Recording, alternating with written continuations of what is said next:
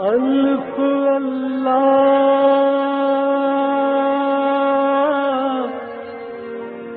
چمبے دی بوٹی میرے من وچ مرشد لائی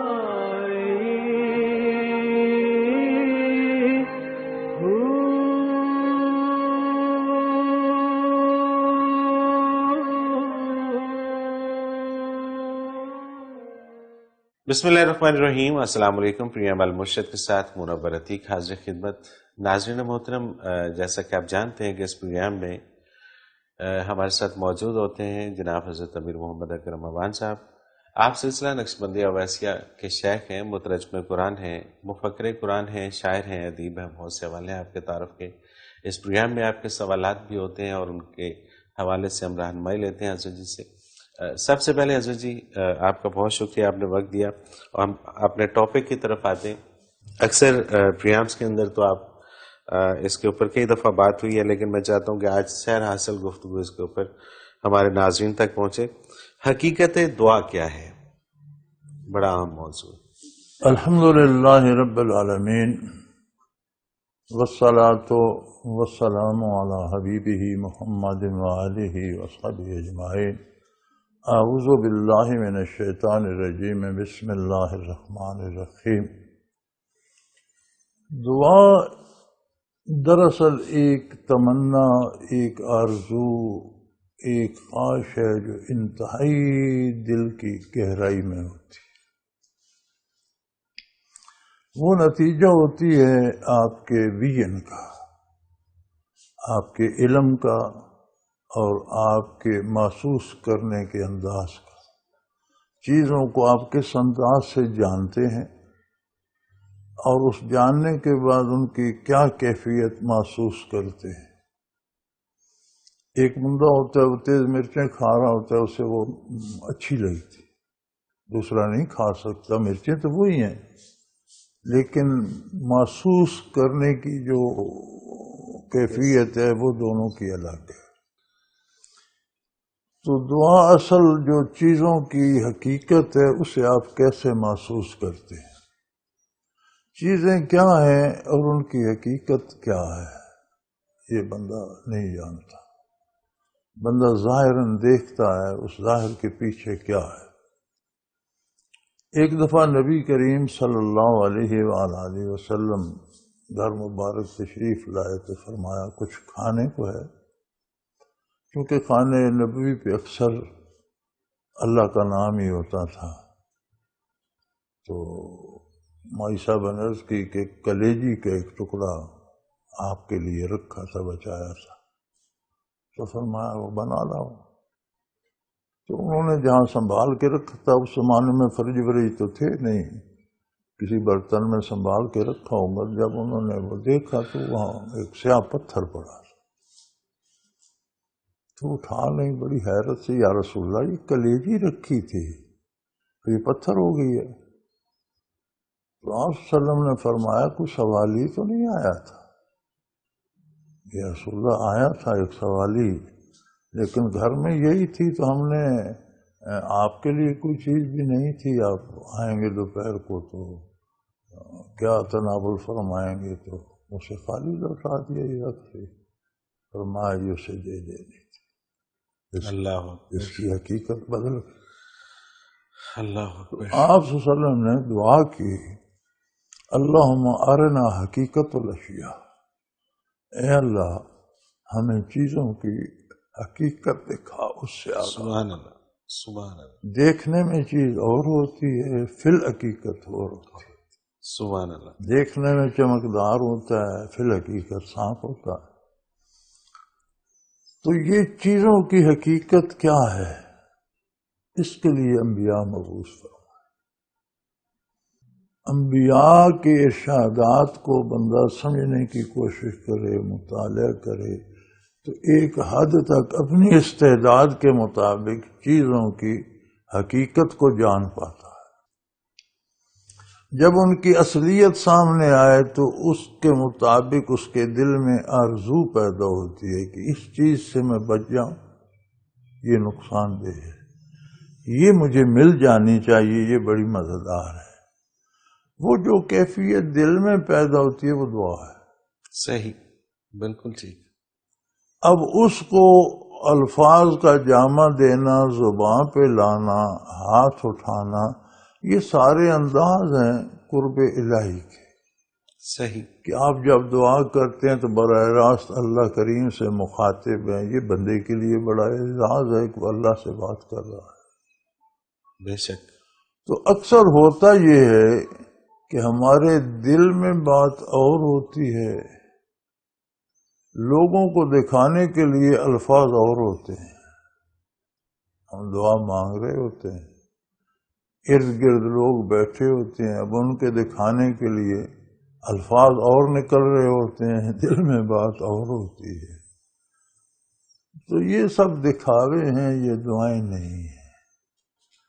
اگر جو انتہائی دل کی گہرائی میں ہے اس کو آپ زبان تک لے آئیں اور بڑے خلوص سے لے آئیں تو کوئی دعا رد نہیں ہوتی۔ اللہ اکبر، بالکل صحیح۔ لیکن اگر دعا ہی نہ ہو، نام دعا ہو، حقیقتاً دعا ہی نہ ہو، اب یہ کون سی دعا ہے کہ آپ کے دل کی گہرائی میں تو کچھ ہے، زبان پہ کچھ اور ہے؟ تو اس سے ہم اپنے جیسے انسان کو تو دھوکہ دے سکتے ہیں، اللہ کریم کو تو نہیں۔ وہ تو جانتا ہے، وہ علیم و خبیر ہے، تو وہ تو سمجھتا ہے کہ یار تیرے دل میں کچھ اور ہے، تو مجھے زبان سے کچھ اور کہہ رہا ہے۔ حضرت جی، جب وہ دلوں کے بھید جانتا ہے تو پھر دعا کیوں کرتے ہیں؟ دعا میں ایک مزہ ہے بات کرنے کا۔ دیکھیں نا، وہ علامہ مرحوم نے شکایت کی تھی کہ دل دارن دو محبوب ندارا، کہ ہماری قوم کے ہر فرد کو اللہ نے دل تو دیا ہے، ان کا کوئی محبوب نہیں۔ اللہ اکبر۔ دل بیٹے سے، بیٹی سے، بیوی سے، ماں سے، باپ سے کسی کو بھی ٹوٹ کر چاہتا ہو تو اس سے دو جملے بھی کہے تو باغ باغ ہو جاتا ہے۔ بھئی ہے تو وہی بندہ، اپنی بیوی ہے، اپنی بیٹی ہے، اپنی ماں ہے، باپ ہے، ہر وقت سامنے ہے، لیکن اس محبت کا تقاضا ہے کہ الفاظ کا تبادلہ بھی ہو۔ بالکل ٹھیک بات، بالکل وہ صحیح اپنی لذت دے جاتے۔ بالکل صحیح۔ یہ کیسی عجیب بات ہے کہ ایک دوسرے پہ جان چھڑکنے والے بندے بھی ایک دوسرے کو کہتے رہتے ہیں مجھے آپ سے بڑا پیار ہے۔ باپ بیٹے سے کہتے ہیں، بیٹا باپ سے، ہے نا؟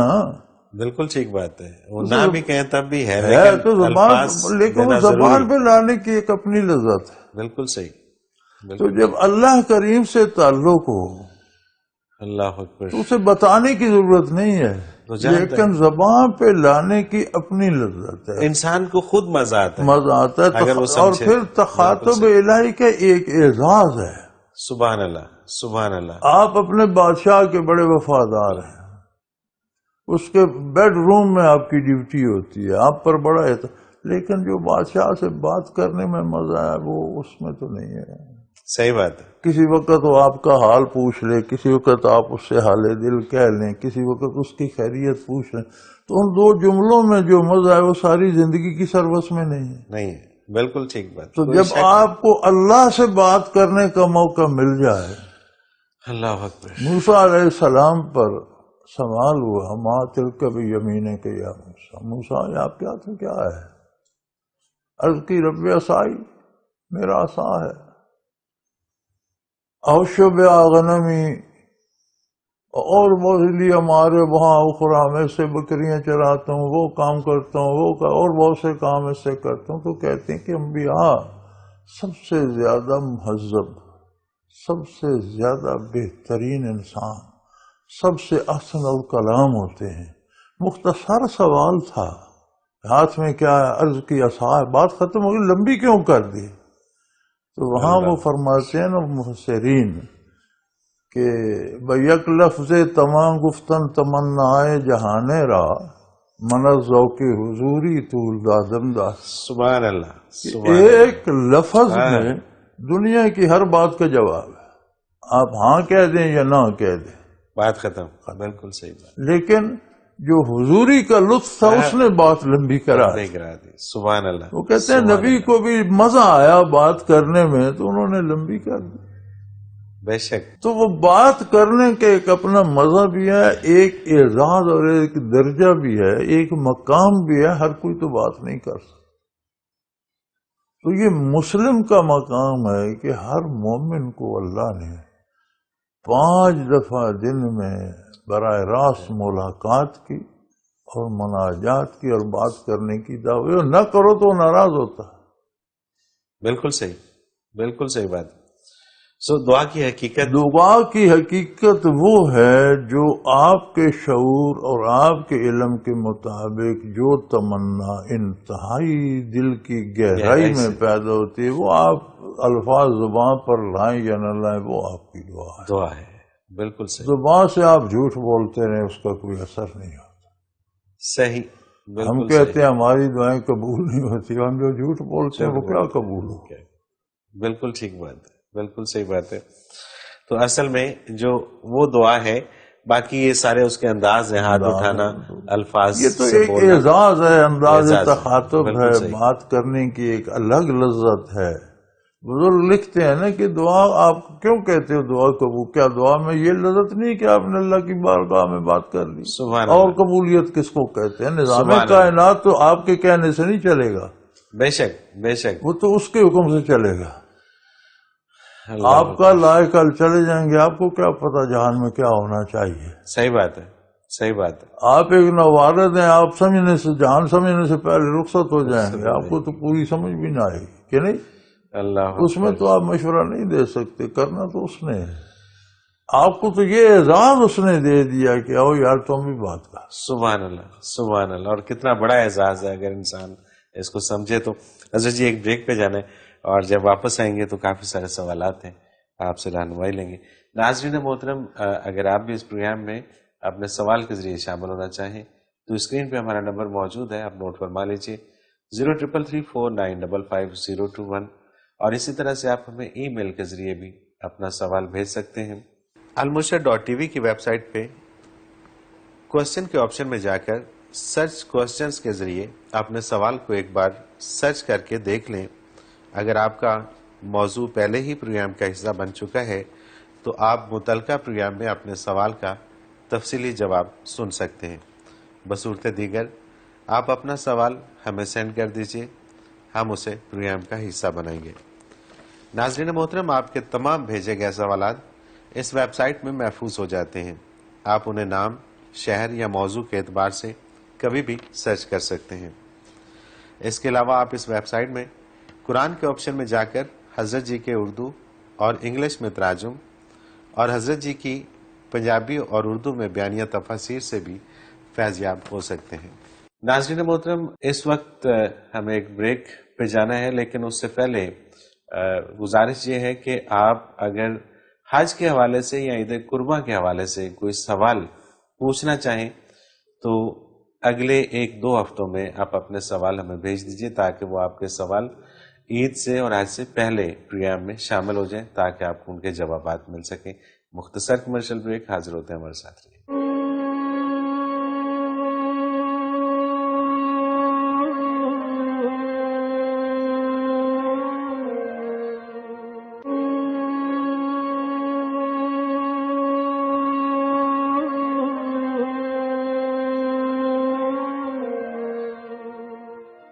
پروگرام میں ایک بار پھر خوش آمدید ناظرین محترم. آپ کے سوالات اور رہنمائی کے لیے ہمارے ساتھ موجود ہمارے بہت ہی محترم جناب حضرت امیر محمد اکرم امان صاحب. حضرت جی، سوالات کا سلسلہ شروع کرتے ہیں. یہ شکیل احمد خان نے راول پنڈی سے. سورہ یوسف میں آتا ہے کہ حضرت یوسف علیہ السلام نے یہ دعا کی کہ اللہ مجھے جیل بھیج دے تاکہ ان عورتوں کے مکر سے محفوظ رہوں. میرا سوال ہے کہ انہوں نے یہ دعا کیوں نہ مانگی کہ یا اللہ مجھے اس جگہ سے خلاصی دے اور اپنے والدین سے ملا دے؟ جیل جانے کی دعا کیوں مانگی؟ بسم اللہ الرحمن الرحیم. انبیاء علیہ الصلوۃ والسلام کی دعائیں بھی اور اعمال بھی وہ ہوتے ہیں جو انہیں من جانب اللہ عطا ہوتے ہیں۔ یہ ہماری عقل ہے جو یہ سوچتی ہے، صحیح، وہ نبی کا علم تھا جس نے وہ فیصلہ کیا، اور اللہ کو یہی منظور تھا۔ اللہ نے انہیں بھائیوں کے ہاتھوں ایذا دلوائی، ان پر واضح ہو گیا کہ انسانی رشتے اپنی غرضوں کے ہوتے ہیں۔ صحیح، بالکل صحیح۔ انہیں قافلے والوں کی مدد ملی تو انہیں پتہ چلا کہ دنیا والے کسی گرے ہوئے کی مدد نہیں کرتے، اس کو بیچ کر کھانا چاہتے۔ یہ ان کی تربیت کے قدرت کی صحیح، طرف سے انداز۔ صحیح، شاہی محل میں پہنچے تو پتہ چلا کہ یہاں بھی مکر و فریب ہی ہے۔ جس عورت کو ماں سمجھا تھا وہ اپنی خواہشات کی مجنون ہے۔ اب یہ تو رب کریم کے فیصلے ہیں نا، جو بصیرت انہیں اللہ نے دی تھی وہ غیر نبی کے پاس تو نہیں ہے۔ بالکل صحیح۔ اللہ نے انہیں یہ معرفت بھی دی تھی کہ میری اگلی منزل کیا ہونی چاہیے۔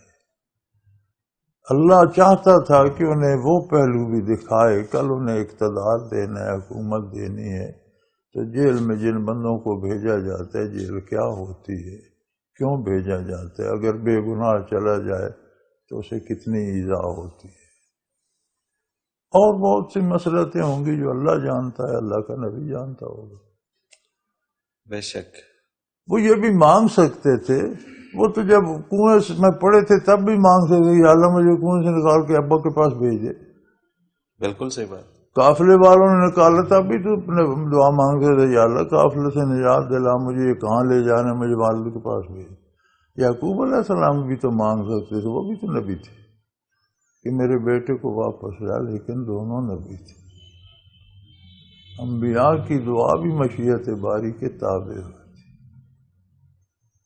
اللہ کریم کی منشا یوں تھی، نبی کی دعا اس کے تابع تھی۔ نبی کی دعا میری آپ کی دعا کی طرح نہیں، ہم اپنی مرضی ٹھونسنا چاہتے ہیں، وہ اس کی مرضی کے مطابق چلتے ہیں، یہ فرق۔ سبحان اللہ، سبحان اللہ۔ اللہ کو یہ منظور تھا وہ جیل میں رہے، کتنا عرصہ رہے، لیکن ساری حقیقت ان پر واضح۔ آشکار ہوگی، بالکل ٹھیک۔ دنیا کی حقیقت سب سے قریبی رشتہ بھائی ہوتے ہیں، ان کے سلوک سے واضح ہو گئی۔ عام لوگوں کی اصلیت قافلے والوں کی وجہ سے، حکمرانوں کی حیثیت اور حکمرانوں کی مہربانی اور ان کا کرم وہاں رہ کے دیکھ لیا۔ جیل میں جانے والوں کا حالات، وہاں سے نکلے تو بادشاہ بن گئے، زندگی کے سارے پہلو سامنے تھے، حکومت کرنے کا مزہ آ گیا۔ بے شک، تو یہ اللہ تعالیٰ نے ایک تربیت کے عمل سے قادر ہے نا بھائی۔ اب دیکھیں رو رو کر، یا کوئی انسانی خصوصیات تو انبیاء میں بھی ہوتی ہیں، دکھ تو ہوتا ہے، روتے رہے آنکھیں سبب یزت طے نہ ہو، نظر جاتی رہی آنکھیں سفید ہو گئی۔ اب یوسف علیہ السلام کو بھی اللہ نے یہ خبر دی تھی، بھائی نے بتایا ہوگا کہ ابا کی تو آنکھیں بھی جاتی رہی ہیں۔ جب بھائیوں سے ملاقات ہوئی، ہو گئی بات، تو انہوں نے کہا یہ میرا کرتا، میری قمیض لے جاؤ، میرے والد کی آنکھوں پہ ڈالو تو ان کی نظر بحال ہو جائے۔ فلما فصلت العیر، قرآن کہتے ہیں جب قافلہ مصر سے نکلا تو یعقوب علیہ السلام کا انی لاجد ریح یوسف، آج تو یوسف کی خوشبو آئی۔ قافلہ مصر سے نکلا تو خوشبو آ گئی، تو کم و بیش اہل تفسیر کے نزدیک 23 برس اس میں بسر ہو۔ 23 برس پہلے خوشبو کیوں نہیں آئی؟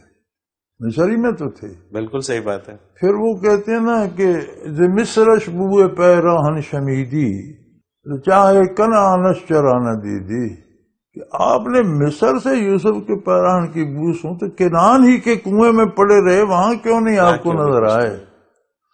تو انہوں نے فرمایا آہوال ما بگفتہ وال ما برکے جہانس دمے پیدا دمے دیدک نہانس، ہمارا حال تو جو دنیا میں بجلی چمکتی ہے اس جیسا ہوتا ہے، چمکتی ہے تو ساری دنیا واضح ہو جاتی ہے، جاتی ہے تو اندھیرا چھا جاتا ہے۔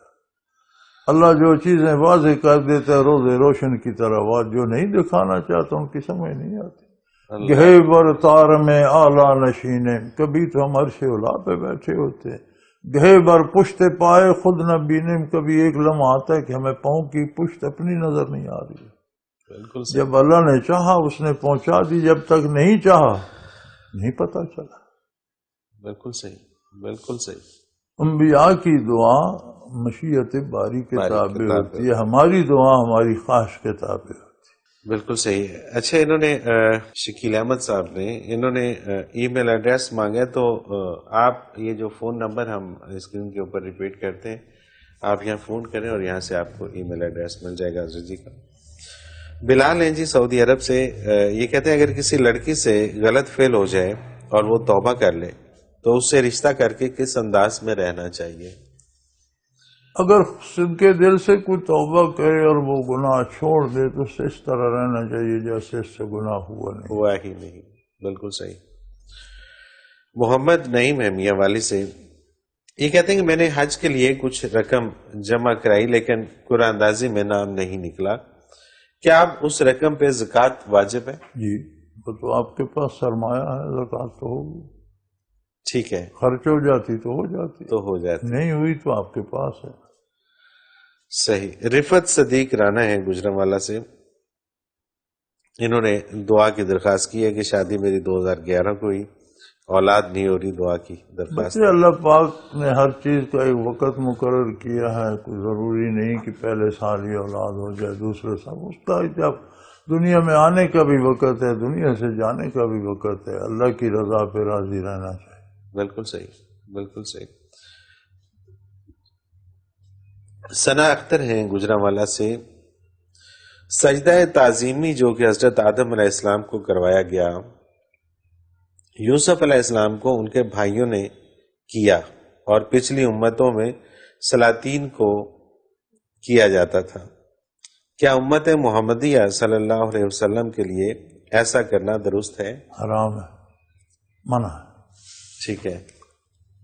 امت محمدیہ کے لیے شریعت محمدیہ پہ چلنا ضروری ہے۔ تمام انبیاء پر ہمارا ایمان ہے، سب نبی اللہ کے سچے نبی تھے، لیکن ان کی شریعتیں اپنی اپنی تھی، ماننا سب نبیوں کو ضروری ہے، ایمان کا حصہ ہے، لیکن اتباع محمد الرسول اللہ کا ہوگا، حتیٰ کہ عیسیٰ علیہ السلام جو خود نبی ہیں اور جن پر کتاب نازل ہوئی، صاحب کتاب نبی ہیں، آسمانوں پہ زندہ ہیں، مسلمانوں کا عقیدہ ہے، واپس دنیا میں آئیں گے، نبی ہوں گے، لیکن اتباع شریعت محمد رسول اللہ کا کریں گے، اپنی شریعت کا نہیں کریں گے۔ صحیح، بالکل صحیح۔ لہذا بعثت علی کے بعد تمام شریعتیں مٹ گئیں، صرف اتباع ہوگا محمد رسول اللہ۔ پہلے کیا ہوتا تھا اس سے آپ کو کوئی تعلق۔ صحیح۔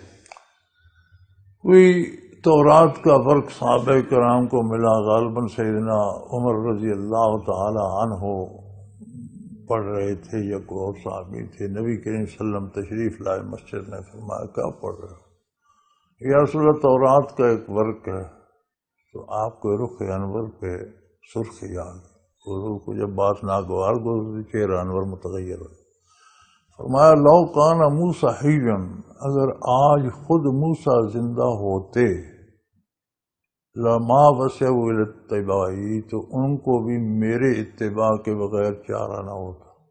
یعنی آج اگر موسیٰ بھی اس دنیاوی زندگی کے ساتھ زندہ ہوتے تو میرا اتباع، تم تورات سے کیا ڈھونڈ رہے ہو؟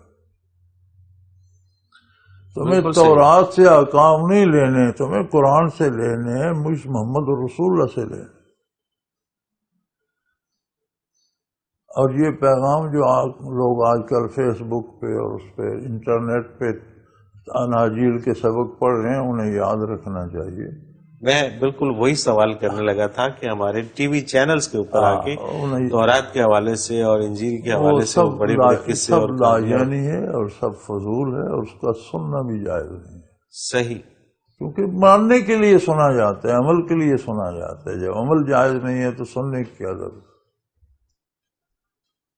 صرف عمل ہوگا محمد رسول اللہ کی شریعت پر، اور یہ واضح حدیث ہے کہ میری بعثت کے بعد کوئی عیسائی ہے یا یہودی ہے یا اہل کتاب ہے، میرا سننے کے بعد، میری نبوت کے علم ہونے کے بعد اگر ایمان نہ لایا تو وہ جہنمی۔ صحیح۔ اگر کوئی شخص ٹی وی پہ بیٹھ کے پورے گھنٹے کا پروگرام تورات یا انجیل کے اوپر کرتا ہے، ظلم کر رہا ہے، وہ ظلم کرتا ہے، قوم پر بھی ظلم کر رہا ہے، اپنے آپ پر بھی ظلم کر رہا تو وہ اپنے آپ کو بہت بڑا دانشور اور ہے۔ دانشور بہت بڑا نہیں ہے، person وہ بے سمجھتا ہے۔ دین ہے اور دین اسلام کے خلاف کام کر رہا ہے۔ اللہ اکبر، یہ بریکنگ نیوز ہے حضرت جی، یہ اس شخص کے لیے چونکہ کہ- جو اتباع ہے وہ صرف محمد رسول اللہ کا۔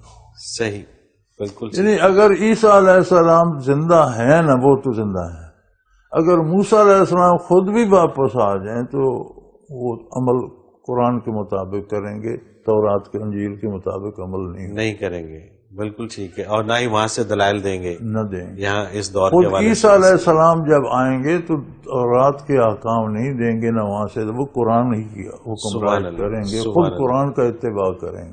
سبحان اللہ، تو یہ صاحب کون ہوتے ہیں تورات سمجھانے والے؟ سبحان اللہ، کیا جس خوبصورت نبی بات۔ پر نازل ہوئی وہ اتباع قرآن کا کرے گا تو یہ تورات کا سبق کس خوشی میں دے گا؟ میں نے یہ بات کی لیکن ڈرتے ڈرتے کہ کانفیڈنٹ نہیں تھا، لیکن آج میں بہت کانفیڈنٹ ہو گیا ہوں کہ یہ بات بالکل درست فرمائی آپ نے۔ حضرت جی مجھے ایک بریک پہ جانا ہے اور کچھ اور سوال ہیں، مزہ بڑا آ رہا ہے اس طرح کی گفتگو، اور سوال بھی بڑے مزیدار ہیں۔ ناظرین محترم، اگر آپ بھی اس پروگرام میں اپنے سوال کے ذریعے شامل ہونا چاہیں تو اسکرین پہ ہمارا نمبر موجود ہے، آپ نوٹ فرما لیجیے 0334955021، اور اسی طرح سے آپ ہمیں ای میل کے ذریعے بھی اپنا سوال بھیج سکتے ہیں۔ almurshid.tv کی ویب سائٹ پہ کوشچن کے آپشن میں جا کر سرچ کوشچنز کے ذریعے اپنے سوال کو ایک بار سرچ کر کے دیکھ لیں۔ اگر آپ کا موضوع پہلے ہی پروگرام کا حصہ بن چکا ہے تو آپ متعلقہ پروگرام میں اپنے سوال کا تفصیلی جواب سن سکتے ہیں۔ بصورت دیگر آپ اپنا سوال ہمیں سینڈ کر دیجئے، ہم اسے پروگرام کا حصہ بنائیں گے۔ ناظرین محترم، آپ کے تمام بھیجے گئے سوالات اس ویب سائٹ میں محفوظ ہو جاتے ہیں۔ آپ انہیں نام، شہر یا موضوع کے اعتبار سے کبھی بھی سرچ کر سکتے ہیں۔ اس کے علاوہ آپ اس ویب سائٹ میں قرآن کے آپشن میں جا کر حضرت جی کے اردو اور انگلش میں تراجم اور حضرت جی کی پنجابی اور اردو میں بیانیہ تفاسیر سے بھی فیض یاب ہو سکتے ہیں۔ ناظرین محترم، اس وقت ہمیں ایک بریک پہ جانا ہے، لیکن اس سے پہلے گزارش یہ ہے کہ آپ اگر حج کے حوالے سے یا عید قربہ کے حوالے سے کوئی سوال پوچھنا چاہیں تو اگلے 1-2 ہفتوں میں آپ اپنے سوال ہمیں بھیج دیجئے تاکہ وہ آپ کے سوال عید سے اور حج سے پہلے پروگرام میں شامل ہو جائیں تاکہ آپ کو ان کے جوابات مل سکیں۔ مختصر کمرشل بریک، حاضر ہوتے ہیں ہمارے ساتھ۔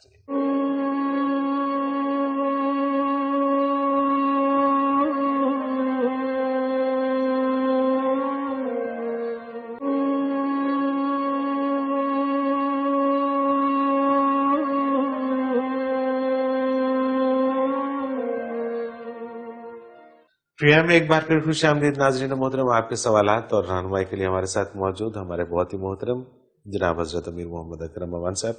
حضرت جی، یہ ثنا اختر گجرانوالہ سے ان کا ہی دوسرا سوال ہے کہ کسی کے ادب میں کھڑا ہونا کیسا ہے، شرعاً درست ہے؟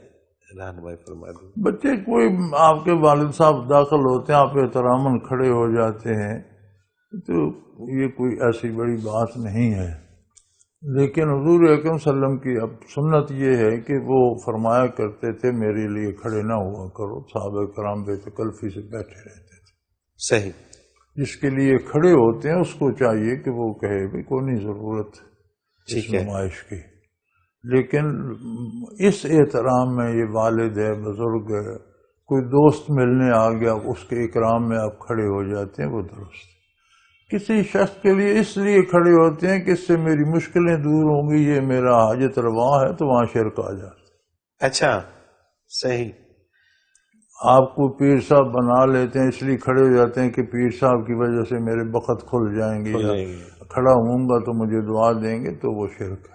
دل سے احترام ایک اور چیز ہے، ایک اور چیز ہے، اور امید نفع یا نقصان کا ڈر یہ اور چیز ہے۔ نہیں کھڑا ہوں گا تو میرا نقصان ہو جائے گا، کھڑا ہوں گا تو نفع ہوگا، یہ شرک ہو جائے گا۔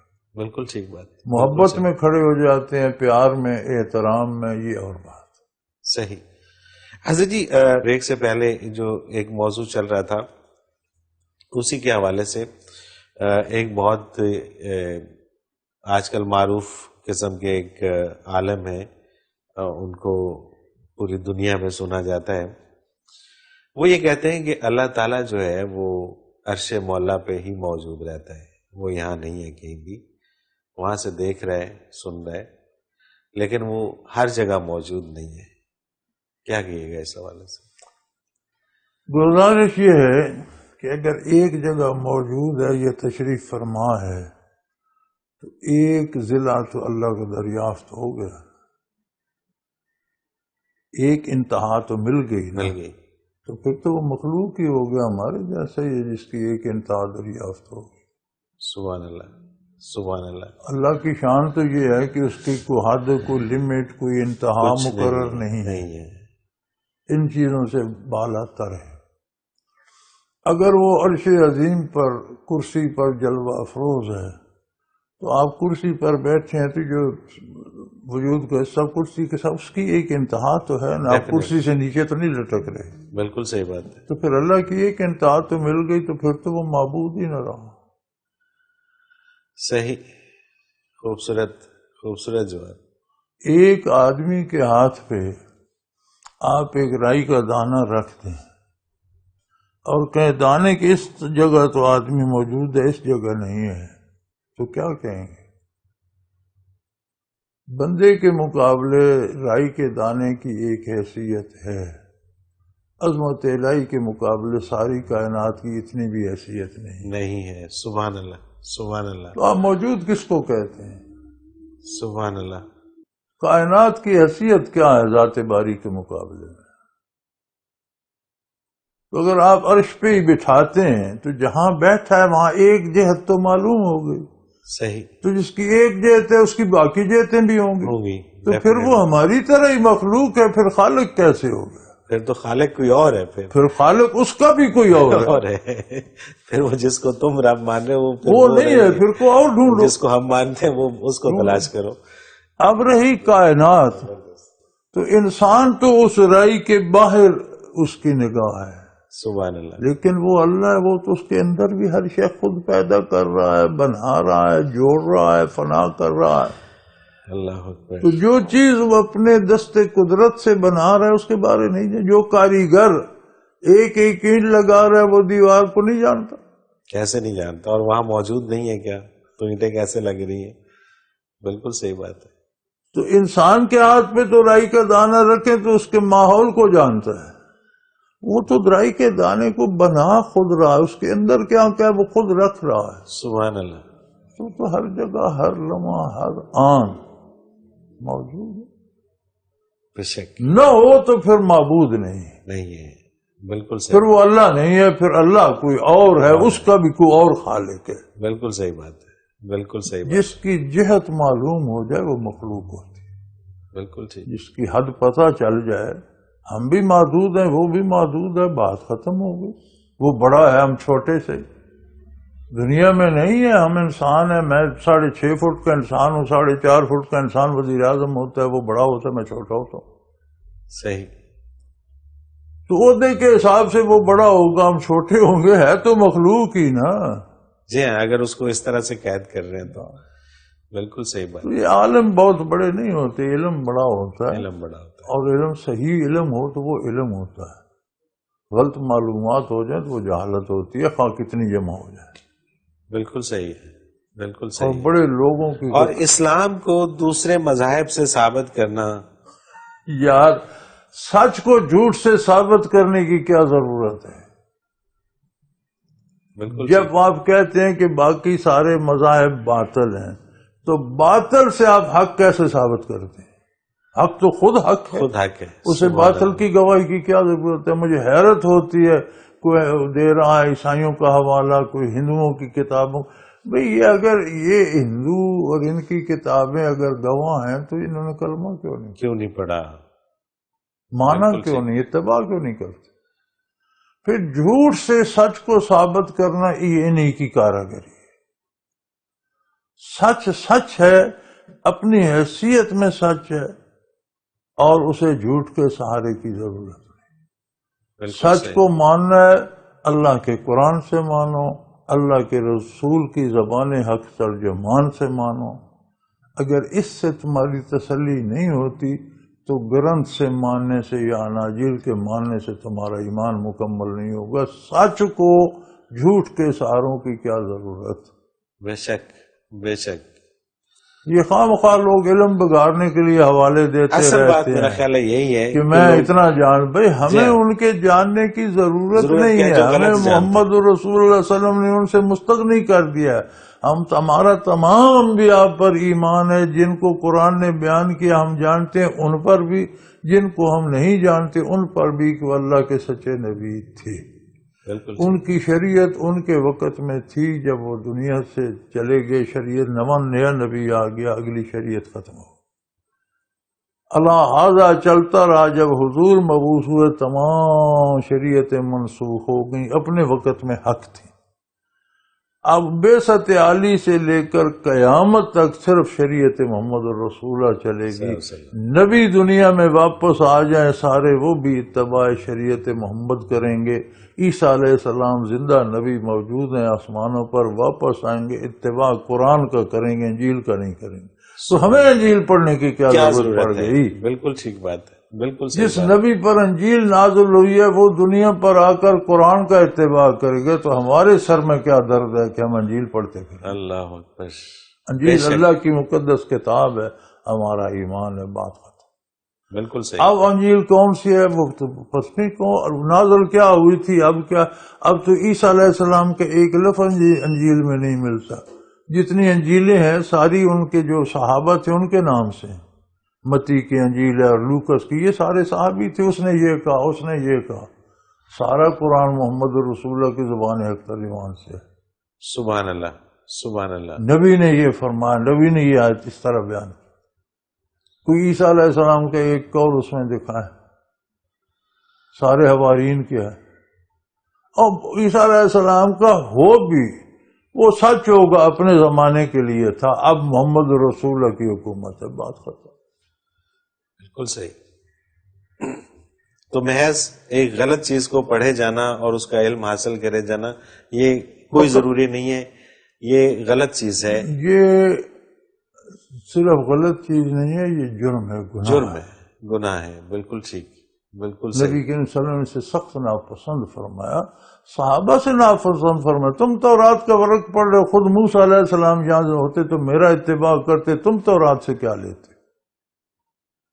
اللہ اکبر۔ ایک وقت تھا کہیں سے انہیں مل گیا تو حضور نے پسند نہیں فرمایا، تو یہ کون سی انجیلیں کھول کر بیٹھے ہیں؟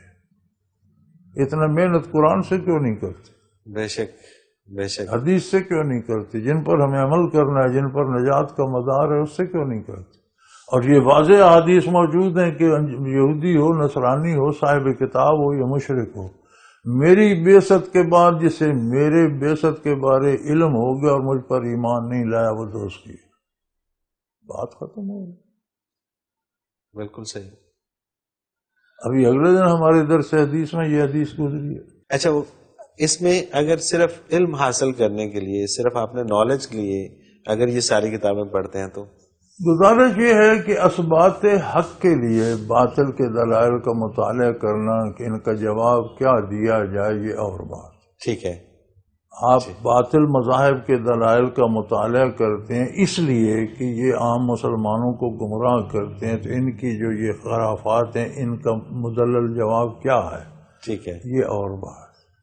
بالکل ٹھیک ہے، اس کو پھیلانے کے لیے کرتے ہیں تو اور بات ہے، وہ حرام ہے، یہ نیک عبادت ہے۔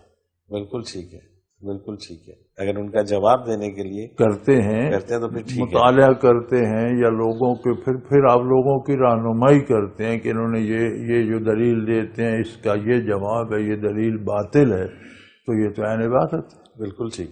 لیکن اگر میں اس کو جاننے کے لیے کرتے ہیں تو یہ حرام ہے۔